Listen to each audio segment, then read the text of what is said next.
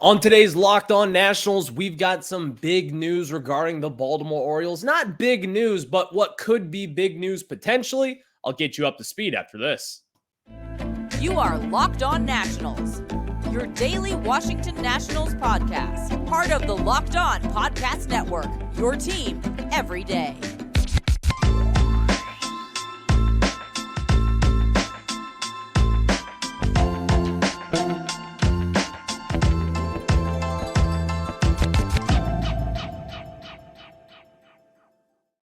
And thank you all for making Locked On Nationals your first listen every single day, as we are free and available wherever you get your podcast. And of course, I'm your host, Ryan Clary. You can catch me over on Twitter at RyanClary11 and as well as the show page at LO_Nationals. For all your latest Nationals news and notes, just make sure to check us out over on X or Twitter, whatever you want to call it nowadays. So later on in today's show, we've got an interesting perspective on Joey Gallo. Not going to lead you there just yet, but I think Joey Gallo could have a bigger impact on this team than what you may be thinking currently.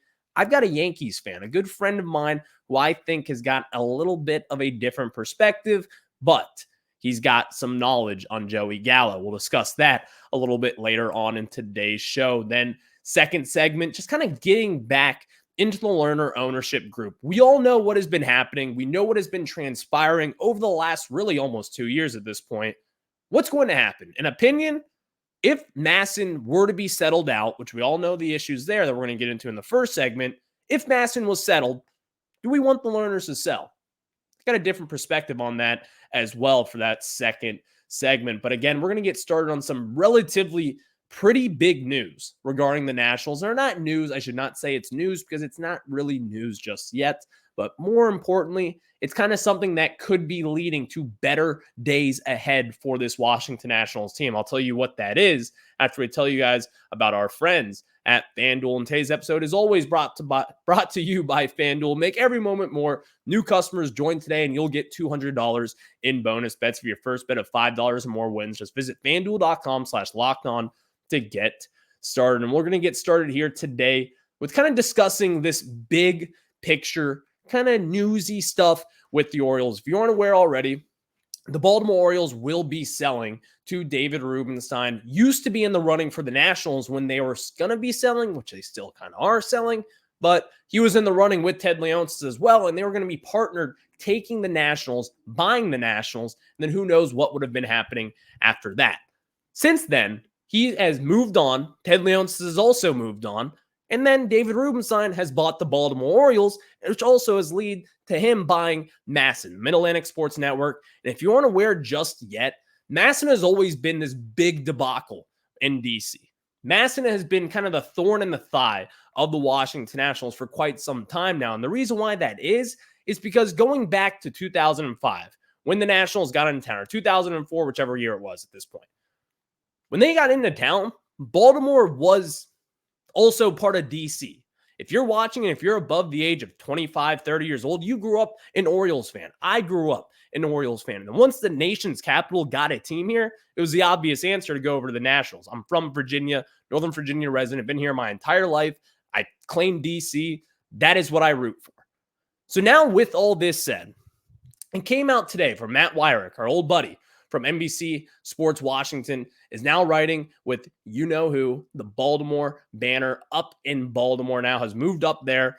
And most importantly, this is now kind of moving on to something to where the Nationals may be having one of the best years in quite some time, since 2019 by far. The Orioles have held the majority ownership of MASN for the entirety of the Nationals' time here. With MASN now being sold to David Rubenstein, it has opened up plenty of opportunities for what could be happening. Because again, the Nationals have always been kind of cut short when it comes to money on their end. You are a top 10 TV market in all of baseball. That is not something to be decided on by anyone else. That is what it is. I believe it is the 7th biggest market, TV market in all of baseball.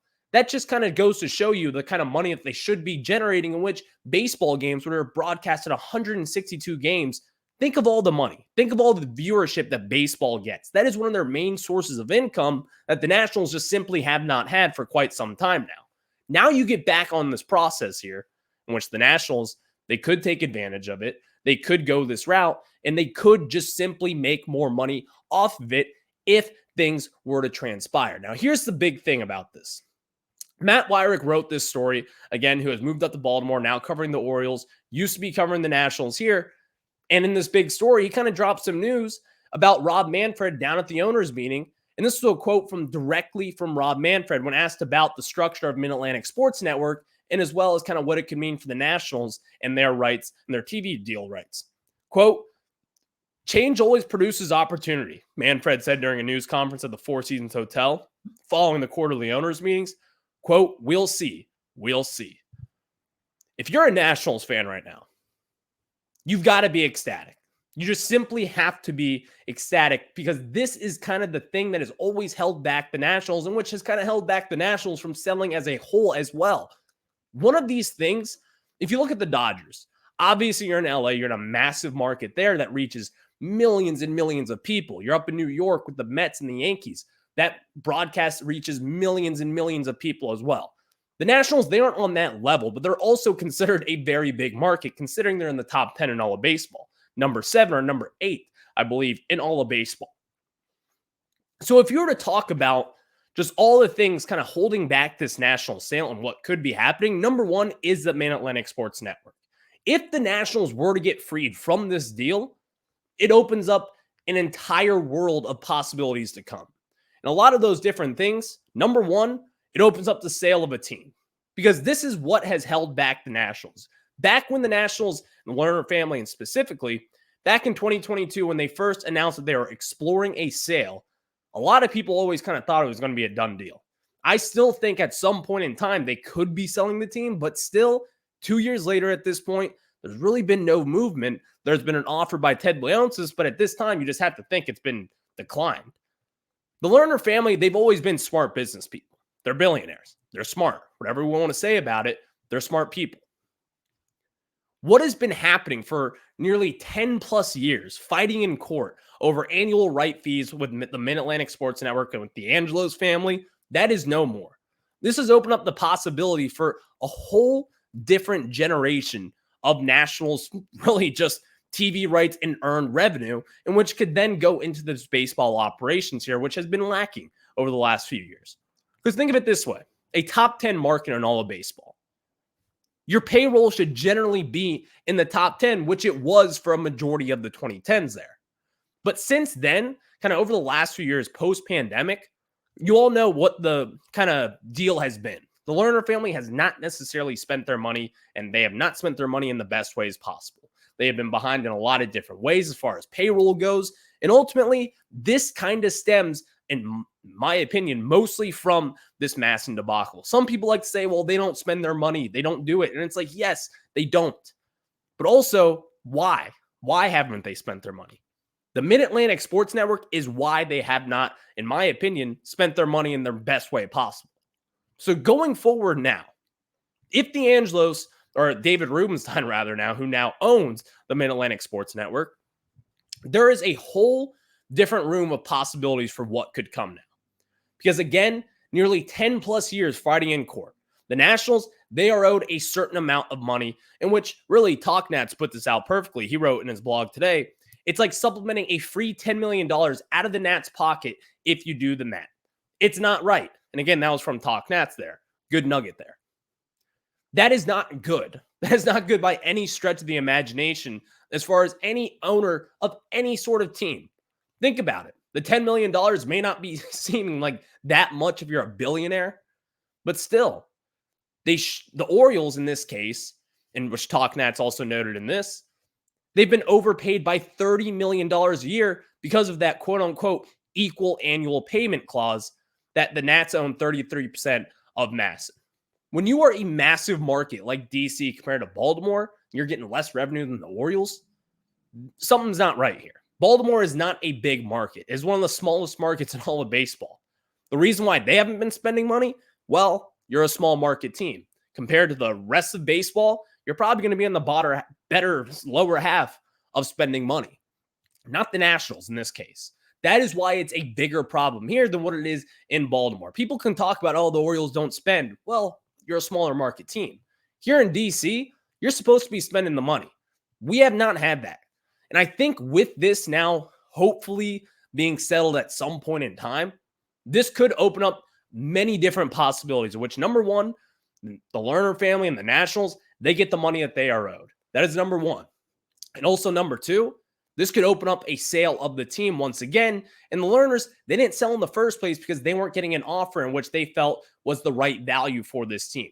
They're looking for the mid-twos, what Steve Cohen bought the Mets for back in the day. And with 2024, you could probably get that for the Washington Nationals. Who knows if they can, but still, they could probably get that done at this moment in time.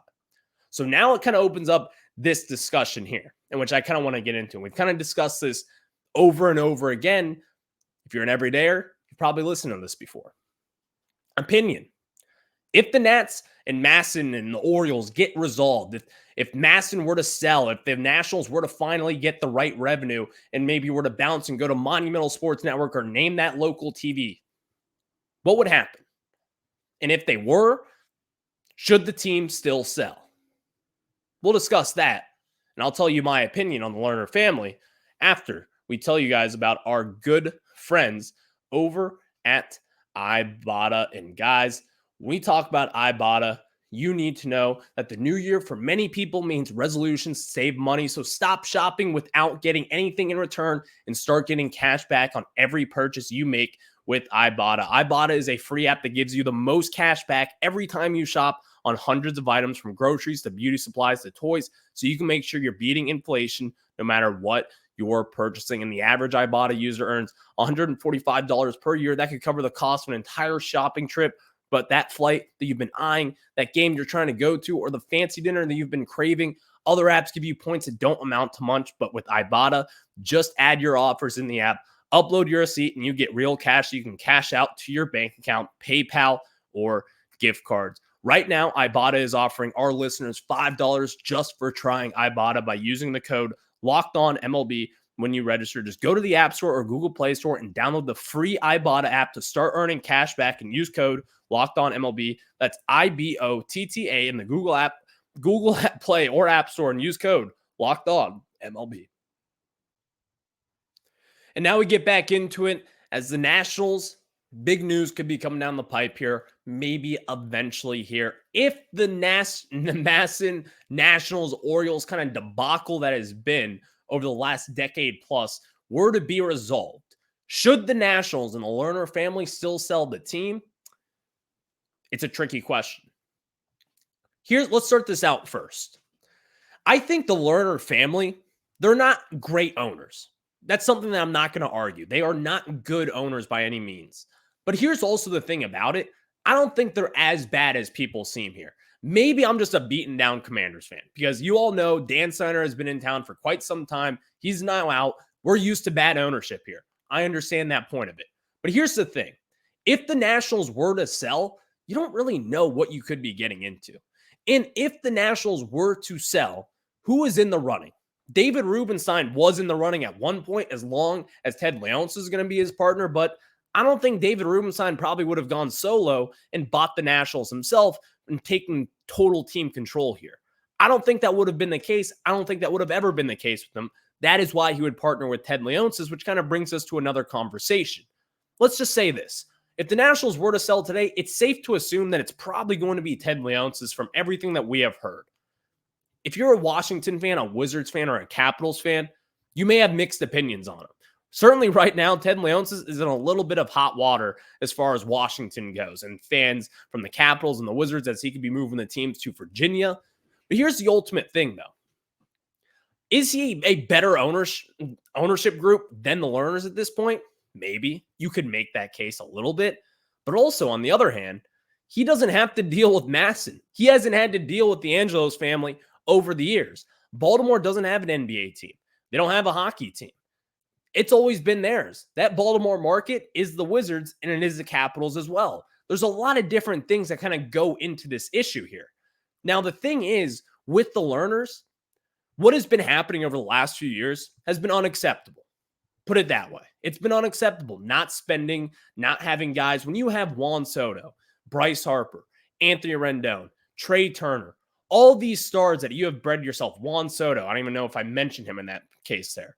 All these stars that you have kind of bred for yourself, have developed yourself, seeing them walk out the door or trading them away because the inevitable was going to happen, in which you would lose them in free agency because someone would outbid you. That is not acceptable, especially after seeing what the Royals have done recently, a small market team in Kansas City in the middle of nowhere. Compared to the nation's capital, they're dishing out big contracts to Bobby Witt Jr., someone who is a homegrown talent down in their farm system. They put a top pick in for him. He's a massive prospect. They've already extended him and wrapped him up.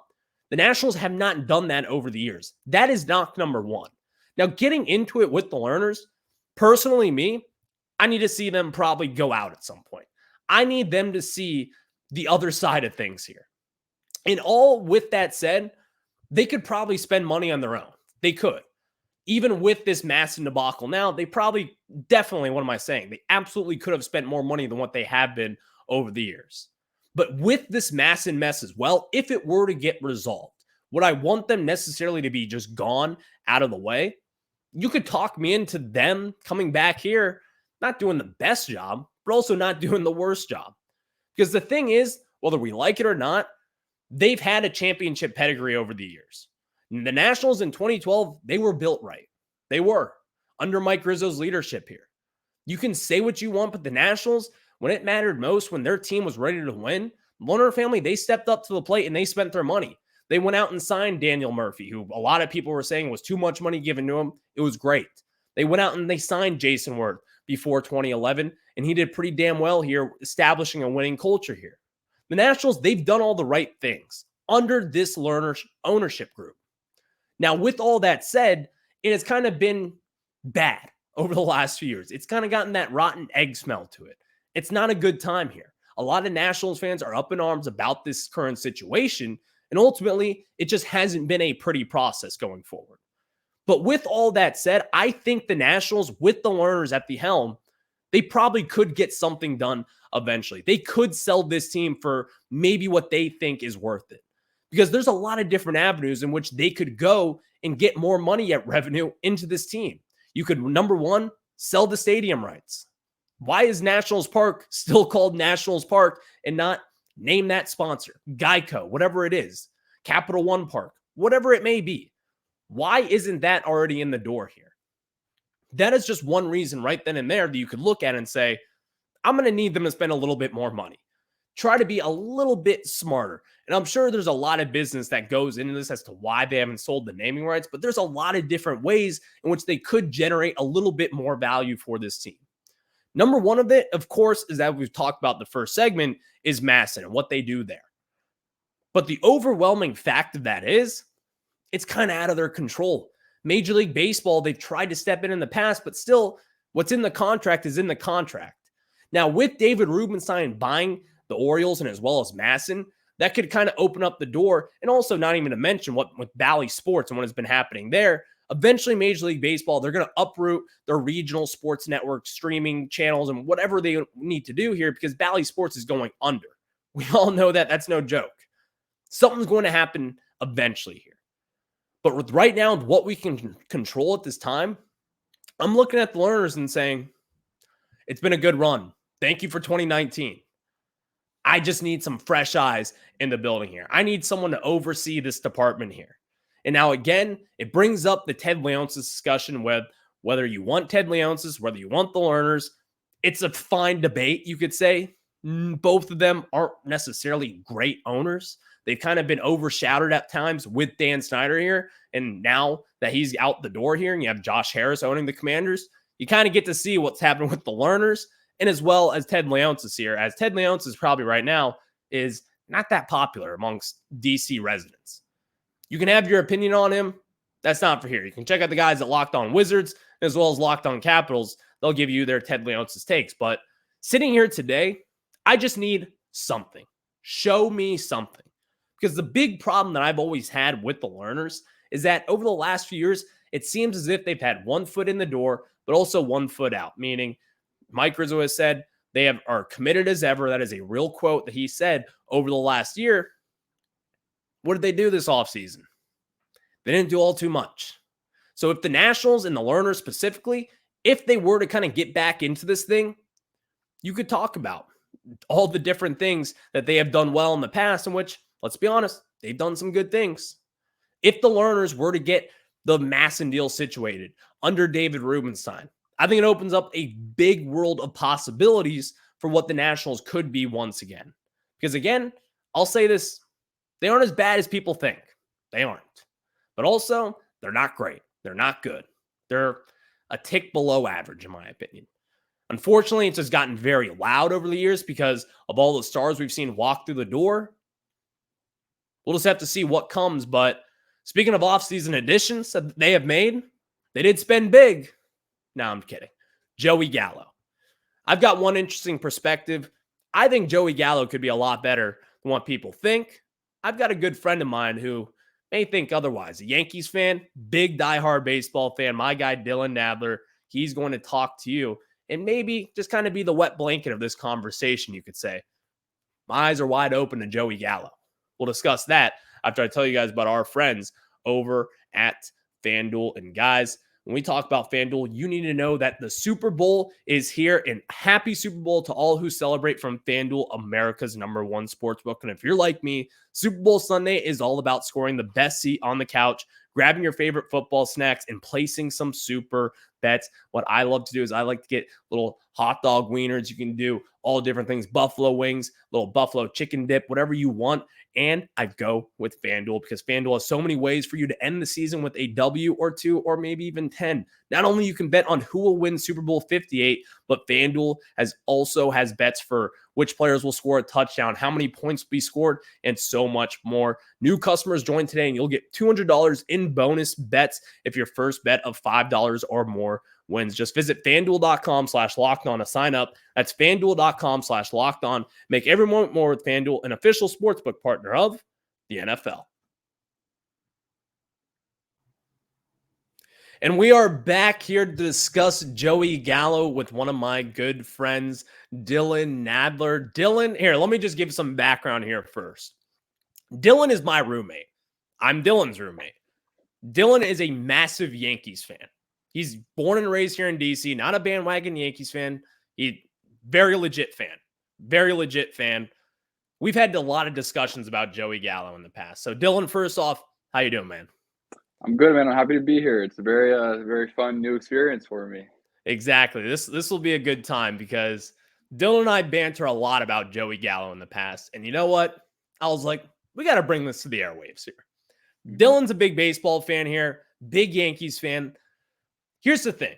I think Joey Gallo could have a pretty decent season for the Nationals. We all know the situation here. It's strikeout or it's home run. I'm fine with that. I'm good to sign up with that right here today because we all know that the Nationals, they need more power. Dylan, on the other hand, I don't necessarily think you're the biggest Joey Gallo fan. So Dylan, just give me some thoughts on Joey Gallo. What should we be expecting here in town? You do expect home runs. You do expect to be frustrated. He's a nice guy. Nothing personal against him, of course, but he is frustrating. I have a number for you right here. Let me hear it. So last season, across 282 at-bats, he had 50 hits. Okay, 21 of those were home runs. So almost 50% home run clip for Joey Gallo last year. And it's a bit. I have to preface it by saying that the Nats and the Yankees are different. I think Gallo will be a better fit in DC since there's a lot less pressure to succeed. I think he'll do better with a team that isn't as competitive right now. See, and that's all the thing is where I think Joey Gallo, kind of what you said, being in the New York market, you know this perfectly well, being a New York fan, it's different. Like you don't really have the media scrutiny as you would in Washington, D.C. Now, Washington, D.C., it's a big media market, but it's not New York. They don't have people up in your face grilling you on questions. And really just the coverage is just a little bit different here. We all know it here in town. Dylan, you know it. You're a Washington, D.C. guy, but as well, you follow New York sports. And I've seen you yell at Yankees players in the past. I've seen you yelling at the TV before. I've seen you yell about Joey Gallo. But I think it's going to be a little bit of a nice kind of change of scenery with things with Gallo. I think he could kind of turn things around here in DC. I'm not saying he's going to be an all-star again, but Number one, the guy just needed opportunities, I think. And batting under 200 is an issue, but with the Nationals and what they need right now, they need a left-handed power bat. Joey Gallo is that. And like you said, a 50% clip almost of just hitting home runs. Number one, that's just exciting. Number two, it kind of fixes a need. So what do you think with Joey Gallo? Like, what's going to happen? Do you think it's going to blow up in our faces eventually? I don't think it will. I mean, I honestly like the move just because it's a $5 million deal over 1 year. It's a prove it deal. And it's not a sunk cost. You'll survive if he sucks. And like you said, he's a lefty power bat. He's gonna hit bombs. And he's gonna walk. Like we said earlier, he's gonna walk back to the dugout when he strikes out. yeah. See, that's yeah. Let me stop you right there. See that is where the New York fan comes out of you here. That is where like that's what he told me. I was like, oh, like he walks a lot too, and you're like, yeah, he walks back to the dugout, and I was like, all right, that's mean. That's a little harsh, Dylan. It's true. It's true. He had a long leash in New York. He's a Yankees fan growing up, and he's Italian. He's a perfect fit, but it doesn't matter if you can't hit. With the shift ban coming in last year, it helped increase his batting average to a whopping 177. So like I said earlier, expect to be frustrated. He's a frustrating player. He's a very nice guy, though. A lot of fans in Texas are still very fond of him. Oh, yeah. No, I mean, Joey Gallo, he was on with Grant and Danny, as you know, that's who I work for. Joey Gallo was awesome. I mean, couldn't have been a nicer guy. He even joked about his batting average, and he was asked, like, what analytic do you look at? And he was like, well, if I looked at my batting average, it would, quote unquote, make me want to throw up. So he gets it. He understands it. He strikes out a lot. He's got a low batting average, but still his OPS plus is still above the major league average. Yep. That is something where, again, that is where the Nationals need to improve. The batting average, the Nationals, they had a top 10 batting average in baseball. How'd that do last year? Not all too much. So I think ultimately, not the end of the world, but Joey Gallo to DC, Dylan, do you think he hits 25, 30 home runs at this point? If you're lucky, I think he puts up at least 20. Got to. I mean, it's hard to project because he's such an interesting player sometimes. He's very inconsistent. He'll have a hot streak, he'll hit 3 home runs over 4 games. Then, the next day he's, 5 strikeouts on 5 at-bats. I was talking to my dad earlier, and he's saying, Gallo has a hole in his swing the size of the Grand Canyon. And he said it encapsulates the Joey Gallo experience pretty well. I can't stress enough how frustrating he can be because you just want him to hit. He can hit, and when he does hit, he hits bombs. But when he's not hitting, he looks like he should be in the minor leagues. I get that, and that is 100% true. By the way, like at times it looks really bad, but here's also the thing: Nationals Park really well. It's your home. You've been there a lot. We've gone to games with each other forever. Do you think Joey Gallo reaches the third deck up in right field and they have a red seat for him, like where Kyle Schwarber has done in the past? I believe Adam Dunn has done it in his career. Do you think Joey Gallo gets one up in the third deck? If there's one player on this Nats team that could do it, it is certainly Joey Gallo. He has pop for days. He can really, crush the ball when he gets a hold of one. But I think he could do it. If I could bet on it, I would. Yeah. See, if you're to bet over at FanDuel, FanDuel.com/locked on. There we go. So, all right, Dylan, let me ask you two more real quick because Juan Soto's in town for the Yankees. That's our guy. And let me just say this, Dylan's second favorite team growing up in DC. You follow the Nationals as well. You followed Juan Soto forever. You followed the 2019 run. Juan Soto means almost as much to you as he does to me, but you understand that point. Now he's yours. What is it like with Soto, New York Yankees? It is elation. It's perfect. He is exactly what we've needed. He's a guy. He is the opposite of Joey Gallo. Is what he is. That's true. All he does is hit. I mean, all he does is hit. He hits and hits. He doesn't strike out much. He plays hard. He plays the right way, and he fits in New York very well. Not just that he's a lefty, but his whole energy. He wants to win. He wants to play for the big market. He wants to be the star, and I think he can. And I am, begging that we re-sign him because, he's a perfect fit. Yeah, I agree with that. All right, I'm gonna throw this on Dylan real quick. This is something that I do with him all the time. Dylan knows every World Series champion just based on the air. Dylan, who won the 1991 World Series?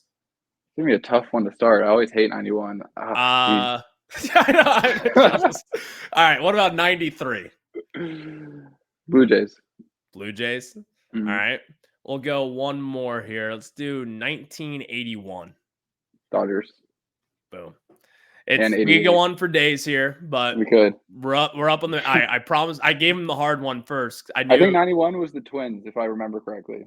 could be the Twins. Don't but quote me on it, but it might be the Twins. All right. That is one of his secret skills that I'm sure listeners will get to learn over the times Dylan gets to come on here and talk some Nats with us. When the Yankees are in town, I guarantee you Dylan will be on this show. So I can tell you guys that for I'm sure. ready. And of course, thank you all for making Locked On Nats your first listen every single day. We are free and available wherever you get your podcasts. And of course, check us out over on YouTube. Just search Locked On Nationals there. Hit that subscriber button, and that is where you will find us. I will catch you guys on the flip side.